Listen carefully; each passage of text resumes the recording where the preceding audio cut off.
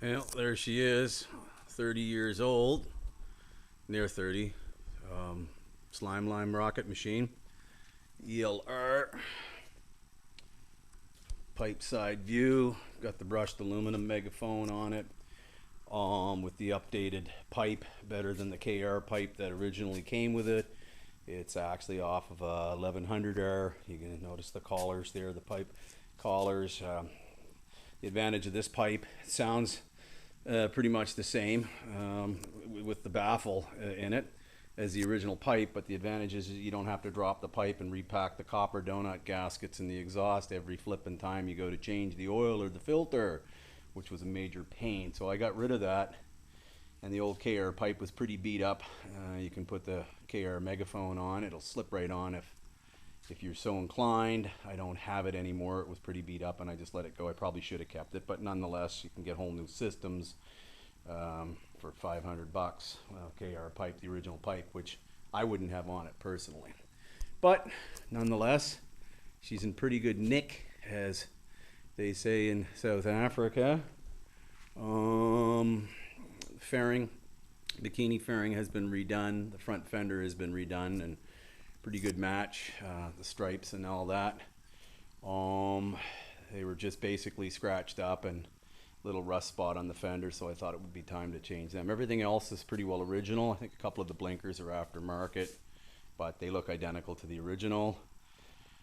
Original mirrors, the original windscreen on it, a few scratches in it. I polished a lot of it out, still have to buff it a little bit more. Original seat, side covers, tank, of course, most important as far as I'm concerned, most expensive.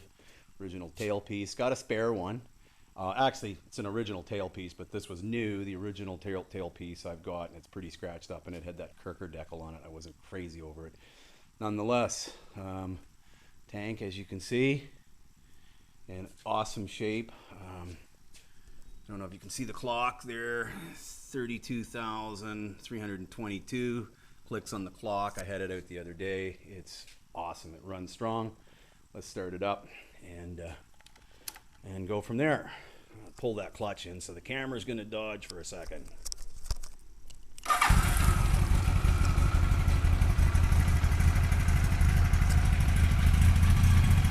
Started up really well. I had it running a little bit earlier and warmed it up, but very little choke to get it going. I can't believe how easy it starts, especially compared to my Harley, which is a pretty cold-blooded machine. I always thought the Kawa was cold-blooded, but not as cold-blooded as my old carbureted Harley.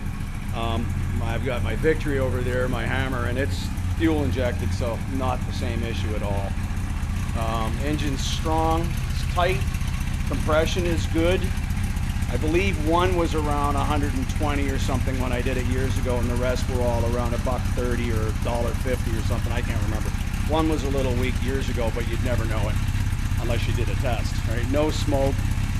Engine doesn't blow any smoke whatsoever, and that's amazing considering, you know, it's been stored for, I think it was 14 years, but I had stored it properly. The tank was drained and filmed with oil down the cylinders, and just put the plugs back in. And when I started it up, a little bit of WD-40, took the plugs out, of course, and just ran it over with a new battery, turned it over a couple times and popped my fingers. Lots of compression coming out, and then put the new battery in and fired it up, and awesome. So here's how she sounds with a little bit of throttle.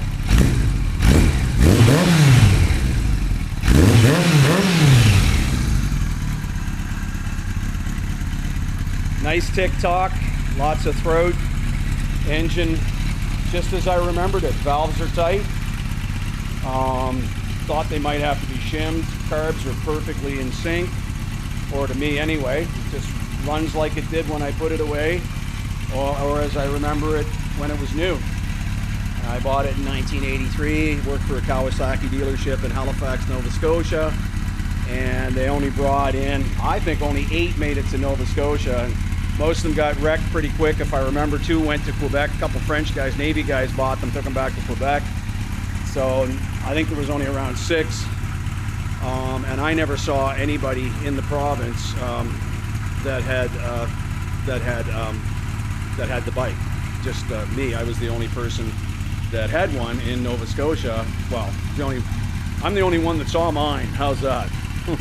I didn't see any others until I moved out of province, or until I was traveling.